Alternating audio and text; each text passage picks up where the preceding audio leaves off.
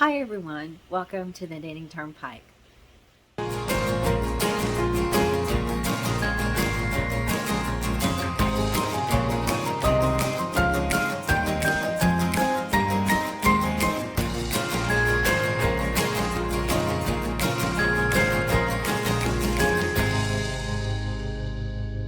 Welcome to the Knitting TurnPike. My name is Gina Pike. I'm so very happy that you're here with me today. Today we're going to be talking about the Stephen West Mystery Shawl Knit Along for 2022 Twists and Turns. Clue number one, I like to call it TNT or Dynamite because he came out with a big, strong blast for clue one, and you'll get to see this here in a minute. This is a spoiler video, so if you are knitting this and you do not want to see what it looks like, please, just don't watch the video. I'm going to be talking about it and showing it. Stephen West does a tutorial. He takes you through all of the whole process of doing everything. I'll link his video down below. It is a little bit of a harder clue to knit because it's not hard, it's just time consuming. I think a few people are getting frustrated. I've seen a few people quit in the Ravelry threads. I would just like to encourage you, if you are making this, or if you are making this and having some trouble, please just continue on. Mystery Shawl Knit-Alongs, especially Stephen West's Mystery Shawl Knit-Alongs, are about challenging yourself, learning something new, and it's not a race. It is all about the process of just doing something a little bit different, and we know Stephen West loves to do something different. He did not disappoint with this clue. Before I get into it, I do have to say a quick apology to everybody. I am not ignoring you. I actually have had a hard time even making this video this morning. I don't know if you can tell, but I'm under the weather. I have actually been sick since last Friday. There were a couple of days that I could not even knit. Usually when I don't feel well, I can still knit. But there were a couple of days when I was running pretty high fever, and I just didn't knit. That's why this is a little bit later than I wanted it to be. I'm a little bit further behind than I want to be. This was going to be a vlog update for all the mystery knit-alongs I'm working on. I haven't even touched Bewitched since clue one. I'm two clues behind on that, and I just finished clue one for Stephen West yesterday, and I started another one, a second one, which I don't know why I did that, but I did. So I'm doing two Stephen Wests. Again, it's just about the process, and I really had a hard time picking my colors, and I decided let's just do the second one in those colors anyway as well, because I loved what the first clue looks like. So if you're ready, I'm ready to talk about TNT Dynamite. That's what I'm calling my shawl, and I just don't want you to see it if you don't want to see it. So I'm going to show you my clue one. I'll show you a few tips. I am a knitter who likes to look at charts. This is all text. It kind of slows me down having to read text, and I like to be able to just look at it and know what I'm supposed to do, and that's how I can get through it quicker. So having words slows me down. So I have a few tips that I thought about. It may be been shared by other people as well, or on other videos. I'm sure this is nothing new, but this is what I thought when I was trying to get through it. Just a few things that kept me from having to look at the text every 5 minutes. So I could just get through a row and move on and then get to the next row. So, and I will say some of these rows are a little bit harder than others. The ones where you have to cast on the stitches, it's a little bit more time consuming because you have to turn to the wrong side to cast on the stitches. But anyway, let's just get into it. If you're ready, I'm ready. Okay, if you don't know what I'm talking about and you are still watching this video, the Stephen West does an annual Mystery Shawl Knit-Along every year. I'll try to make this short for the people who do know what I'm talking about. That's what I'm talking about. This is the annual Mystery Knit-Along for 2022. He released it last week on October the 6th. If you are interested in making this, you do need 3 colors, fingering weight yarn. 2 of the colors you need 800 yards. One will be your main color, one will be your accent color. The third will be your papa color. For the papa color, you only need 400 yards. And let me show you my yarns, and then I'll show you my clue. That's probably a better way to go with it. All right, so my first shawl, and another way you can do this, you can do a lazy swatch. I showed it in getting ready. You can go watch that video. I'll link it down below. You can do a lazy swatch, or you can actually do a regular swatch and trying to figure out what colors you want to use together. You can also use color wheels to help you figure out what colors go with what are alternate colors, what are colors that are, I tend to use colors that are more side by side. I don't know why, it's just how what my mind likes, but you use what you like, things that you want to put in your wardrobe, things you think you'll wear. If you are a vibrant color type of person, make it in vibrant colors. I saw one lady making it in super hot pink as her main color. For me, that would be way too much hot pink, even though I love pink. But, you know, it's about making it in what you love. So, my first color, my main color for my first shawl, actually is not this one. I alternated it. I had it all figured out before it started, and then after it started, I did my shawl 3 different times. I'll tell you about that. But my main color is this color. This is Miss Babs Devotion. It's a dark red. If you can see that, looks like it's got a fuzzy on it too. Sorry about that. This dark red, Miss Babs Yummy 2-ply yarn, which is a merino base, finger and weight Devotion. This is my contrast color. This is Madeline Tosh Merino Light in copper pink. It's got a little bit of red in there, a little bit of coppery pink in there, and then this was my accent color, which I thought was going to be my contrast color. I'll explain that a little bit more, but this is a Suburban Stitcher, a sock yarn, and this is maple. And it's got it's a variegated yarn, lightly variegated. That's probably why I put it as my papa color. I'll explain that more in a little bit. For my second shawl, I'm using as my main color, it's the dark one. It's Madeline Tosh Merino Light. I have a lot of that in my stash, so that's why I use it a lot. This is Cousteau, which is a darkish bluish green. Lovely color. Love this color. My contrasting color is a Madeline Tosh Merino Light. This is in Button Jar Blue. It's so pretty together. And then my papa color is a yarn from Amanda Hope Yarn. This is her Aussie fingering. This is left over from last year's shawl. You can see it's in that shawl. This is Aussie fingering.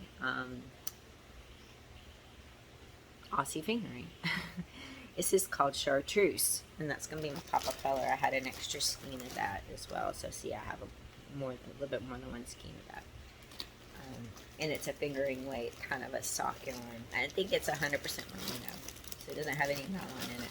So, here is I've got one clue one that's finished and one clue one that's not finished. So I'll show you the clue one that's finished. Go through, I'll show you the one that's not finished as I'm talking through it. This is my clue one. I did the pinks first. This is my clue one finished. Isn't that pretty? You start right here, I-cord cast on, and then you can kind of see the little bit of the coppery pink, and then the main color. Do the I-cord cast on. I think I'm going to start calling him Stephen I-cord West, because it seems like every year we do an I-cord cast on, and we have a lot of I-cord edges and I-cord bind offs. That's my nickname for him is Stephen I-cord. But I love it because it does give a nice clean edge on all of your work. And so you can see when you're making this, there are these bands, and you end up weaving them in. I'm going to talk about that. You can see these loops, and they get bigger as they go along. And that's what it ends up looking like. Isn't that pretty? And interesting. I love those little bands with my colors. They look like little hearts. Alright, so let's get started. You do start with this is my second shawl that I started last night. In those other colors, you start with an I-cord cast on. You start with 3 stitches, and you create this very long I-cord. It has to be 125 stitches again, I'm not going to do tutorials for his his shawl. He does it. Nobody does it better than him. Go watch this video if you are making this and you need a tutorial. I'm just going to give you some tips that help me get through it a lot quicker, or help me process it, because again, I'm a chart knitter, and all these words are just like in my head, slowing me down. So you start with I-cord cast on. I like to do the DPN method. I saw it being mentioned in the Ravelry threads. I've shown it in the last couple of years since we did I-cords. So we started with I-cords, where you just start with the 3 stitches instead of transferring your stitches back to your left-hand needle, so that your working yarn remains at the back to create the I-cord. I just take a DPN and I slide it down, and I don't have to transfer stitches. You slide it down and knit, slide it down on the next one, knit. I could not find my DPNs that are in the right size for this shawl. I'm sure it's probably stuck in somewhere, like in a sweater, a top I'm making to use for sleeves. Probably that's where it is. I couldn't find them. And I didn't look too hard, but I couldn't find them. So I found these Hiya flyers. These are like DPNs, but they're flexible in the middle. You can see they're a little bit like DPNs, but just they're flexible. I bought these, I think, for socks. And these are size 4, which that's the needle size I'm using. So I use it like a DPN. If you have something like this, I just used 2 of them and used them like a DPN and slid it down. Hopefully I'm showing some video of that as I am talking, so you don't have to look at me looking all sick here today. I promise I took a shower. I promise I brushed my teeth. If your smell-o-vision is working, I'm sure you're thankful I did that. Alright, let's, so you do the I-cord. One thing you can do with the I-cord, since it has to be 125 times, I like to put a little bit of a stitch marker, like every 25. Again, it helps me keep track of how far I've come. You know, he does it and he just goes back and counts at the end. Sometimes when you have a little bit of a darker yarn, or if you have like me, both of my main colors are dark, or I almost started with this one. This one's a little bit variegated. It was harder to see the stitches in those yarns. So put your little stitch marker through the stitches you could even do it every 10 if you wanted to do it every 10. I did it like every 25, and it just kind of helped me keep track of, okay, I've done 25, okay, so I only have to count to 25, I don't have to count to 225 in my head. Okay, so once I did that, and you go back and you pick up the stitches with your main color. The other thing I did too is when I did my first 3 stitches, I put a little stitch marker through those 3 stitches to help me find them later on. Again, he says you don't have to worry about finding them. I just like to find them. So I put a little stitch marker through them. It's kind of similar to what you do with a garter stitch tab cast on, putting them through the stitches at the very beginning, and that way you can find them at the end. And that's what I like to do. So you get that cast on. You got that cast on going, and then after you do that, you come along. After you do that, you are going to be creating this whole section going here, and you can see. Let me put my yarn here. You can see you're going to have this solid section. Then you're going to have these sections which are going to be more loose, like these little legs, I like to call them. Then you have another solid section that ends up starting to look like a chevron. Again, you have another little loopy section, chevron section, loopy section, chevron section, loopy section. So you have to create the base for that, and that's what you do in the first part of his tutorial. One of the things I want to mention is my loops, I want you to see this, are pretty loose around these. My stitches are pretty loose around these loops, and I saw some people worried about that. When you braid them, you don't see them.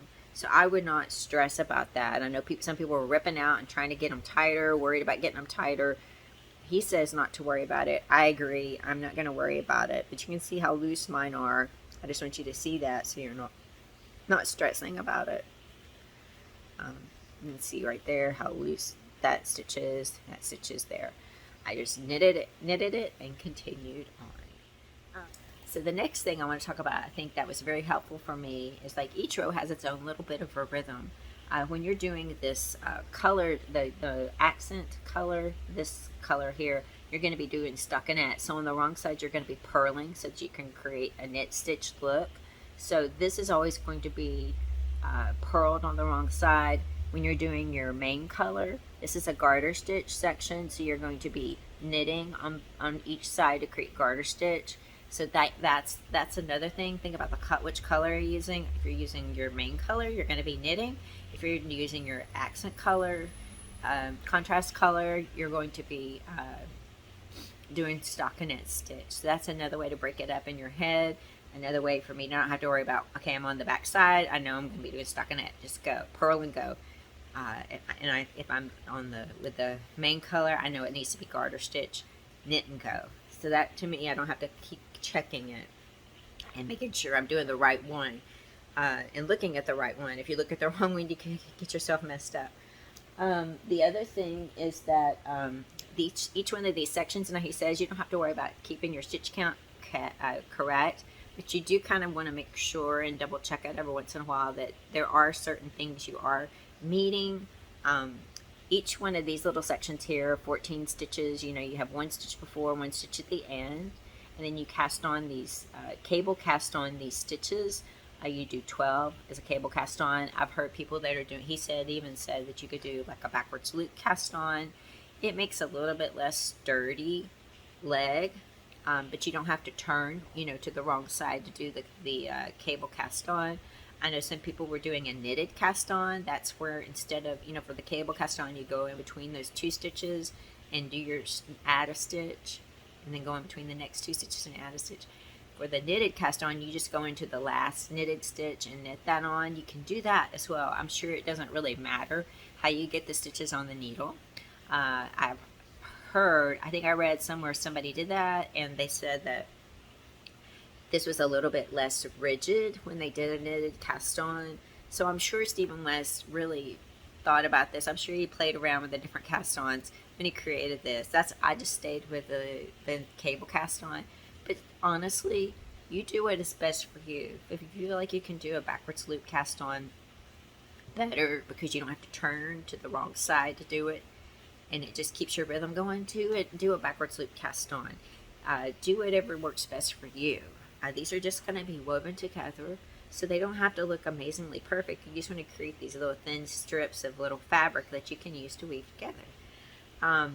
Now, you come to these sections here, and these sections are the chevron sections, and they start out smaller, and they get bigger as you go along.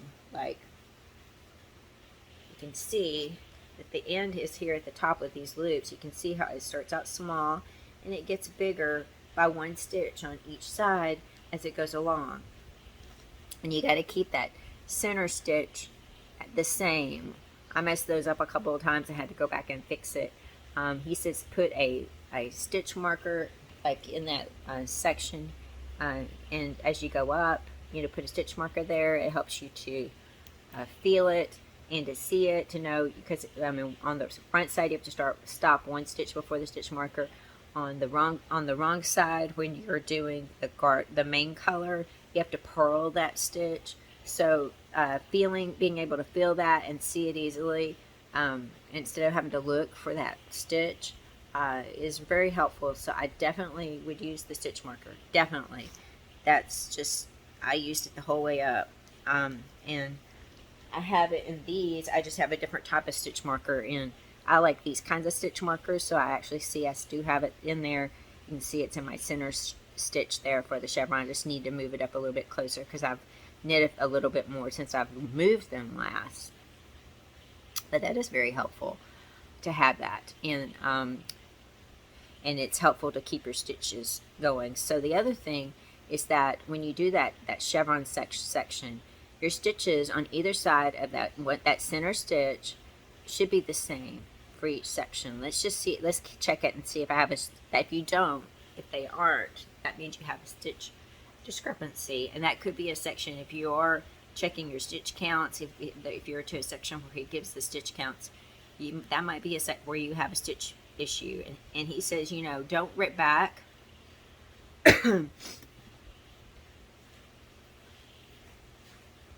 He this, don't rip back to fix it. You know, if your fabric's looking okay, it's increasing and it looks good, don't rip back to fix it. Just add an extra stitch there. Let's just see, 2, 4, 6, 7.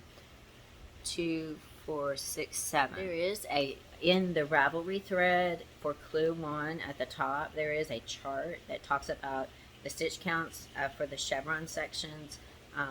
I'll put a snapshot here, but I'll put a link to that section down in the description box below. That could be helpful as well to make sure when you're on a certain repeat, because these don't increase every time. I think it's like every other row they increase.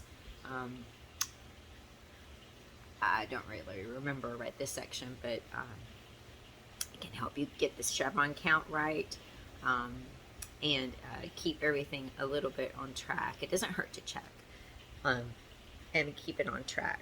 So you got that.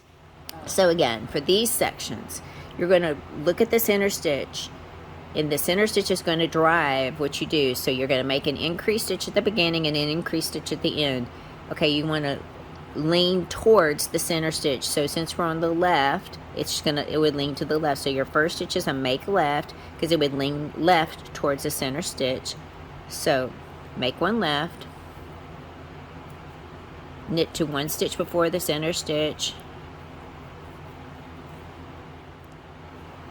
and this is on the other sections too. Like, you're always doing a make one left on the very beginning of the section, make one right at the very end of the sections that you have these increases on. All right, so I think I'm about to, yeah, so one stitch before the center stitch. So you slip those two stitches together as if to knit the next stitch, pass the two slip stitches over to make a center double decrease. Then you knit the rest of the stitches to the end of that section where the marker is, and then you do another increase. And since you'll be at the end and on the right side of the or the stitch will lean to the right, you'll do a make one right at the end of this. So I hope these little tips help. They help me because, like I said, I get lost in the text and having to keep, at the beginning, until I figured this out and got my rhythm, I was, losing a lot of time going back and forth checking the text. So make one right. And now you're to the next section. So to double check this, make sure you don't have any stitch discrepancies. You should have the same number of stitches on each side of the center stitch. So 2, 4, 6, 8, 10, 12, 13 center stitch. 2, 4, 6, 8, 10, 12, 13. So yeah, that looks good. So move on to the next section. To weave these edges in. Like, you start here at the bottom and you twist it, and then you start pulling these other sections through. I ended up using my crochet hook to pull like the next one through, and then just went all the way up to pull them through. That helped me. They're big enough, if you make the hole big enough, you can easily pull it through with your fingers, but I thought I would give you guys another option in case you had trouble pulling it through with your fingers, kind of like I did. Again, I want to emphasize that please don't give up. I know a lot of people find that it's a little bit slower going. You got to cast on those stitches. You got to turn your work, cast on the stitches, come back. You got to do that 4 times. But it is worth it. And I think the next clue is supposed to be a little bit easier to knit. And it doesn't have to be completely perfect. I think a lot of people also get wrapped up in that. Like, if you have, like, I know there was one lady who missed a garter stitch ridge. I'm like, I would just go on. I mean, you can fix it if it bothers you, but if it's, if I had missed, and I probably did if I look at this closely, missed not doing the purling this stitch on the wrong side, I just leave it. Just, if I didn't fix it, found it and find it and fix it, I would just leave it, because I don't think anybody's going to see this when you're wearing it. They're not going to inspect every little stitch for any discrepancies, and it still looks beautiful, even if there is one of the stitches maybe is purled instead of knitted. So I encourage you to continue on, to not give up, to try something new and fun. Now, if you just are doing this and you don't like it, I understand. Again, there are some people who have quit, but there are a lot of people that want to, but they're just like, oh my gosh, this is taking forever. This is not a race. This is not, you know, I'm seriously behind. I'm just starting my second shawl, so I'm going to be behind on these updates. That's okay. It's not a race, and it's more about the fun process of learning something new, doing something different. I guarantee you, I've never seen anybody make a shawl that looks something like this, where you have loops that you weave together. So, you know, it's just doing something fun and something a little bit different. And if that's right up your alley, continue on. Don't give up. And take your time and just have fun with it. This is about having fun, it being a stress reliever. This is not about, you know, adding any stress to your life. Don't worry about reading the chatter if you don't want to, because it can take a lot of time. His chat threads are really long. I don't even read all of it. I just kind of go in there every once in a while and see what's going on, making sure that there isn't any errata that needs to be mentioned. There was one mistake on one of the rows, I think row 13, but he resent a update. You should have gotten that. It was the section, part of the repeat section. He had left out knitting one and casting on 12 stitches 4 times, but he corrected that, so you should have gotten that update like the day, I think the day the pattern released, he sent that. It was caught. So I think that's all I really have to say. If you guys are making this, if you'd like to friend me in Ravelry, I am Knitbymoonbeams. I am very behind on comments, very behind on a lot of things, but I promise I will get to it. Once I feel a little bit better, I will get more done. I just got to get this cold or whatever this is out of my system and quit running fevers every day. But I hope you're well. Please take care of yourselves. And again, I hope you're having fun knitting Stephen West Dynamite shawl. I love his shawls. I love how fun they are. I love how different they are. And I love to learn something new. So, alright, if you've watched this video to this point, thank you so much. Every once in a while, I like to have what I call a hidden giveaway.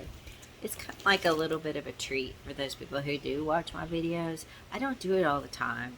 It's kind of like, you know, those people that watch my videos, they get to see it. And I don't advertise that I do it either, because, well, if you see me picking a winner, then you can figure out that I do it. But I don't do it all the time. And it's just kind of like, you know, thank you. And again, I kind of also feel a little bit guilty because I haven't been answering my comments or emails lately, because I was coming back from the break, getting started into this, and I got sick. And I've been so sick for the last almost a week. So let me find something here for the giveaway.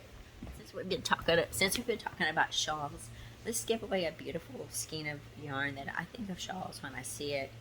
This is look at this. This is what I'm going to give away for the hidden giveaway today. This is a skein of yarn from Hobie. This is the Cotton Kings. I believe this is Sultan Deluxe. Yep, Sultan Deluxe. This is 100% cotton, 250 grams, 1,000 meters, 1,093 yards in this skein. This color is Oppenheimer Blue. It is color number 27 if you want to go shopping on the Hobie site. But it starts with a purple in the middle, light purple, lavender, goes into the blues, to the light medium blues, marled, and then to a darker blue. Isn't that pretty? So this is what I'm going to be giving away today. If you're interested in participate in the hidden giveaway, please make a comment under this video, and I will use the YouTube random comment picker to pick a winner. The word that you need to put in your comment is ocean. Let's do ocean. I'll have to write that down. And let's do, I'll put kind of the rules for the giveaway down in the comments below. Please read them. If you are in one of those countries where you have to pay duties and taxes, I will put the cost of this yarn down and below, so you can kind of figure out what that might be and figure out if you want to participate. That is your responsibility. You must be 18 years old to enter, and it's not this giveaway has never been sponsored by YouTube or any other yarn company. It's sponsored by myself and my husband, the Knitting TurnPike. All right. Again, I'll also put, when I'll pick it, down in the comments below. I'll give you guys a little bit of time, and myself a little bit of time, because I haven't answered comments in a while. I'll have to answer the comments. I do approve all my comments. I have trolls that try to trick people into thinking that they've won things and giving them the information. So if you ever put a comment on my video, it does take me some time to approve them. So I know I'm behind on that as well. Anyway, thank you guys so much. Please take care of yourselves. I hope to see you all very, very soon. Have a wonderful day, and thank you for spending some time with me to talk about Stephen West's Twists and Turns, clue number 1. Have a good day.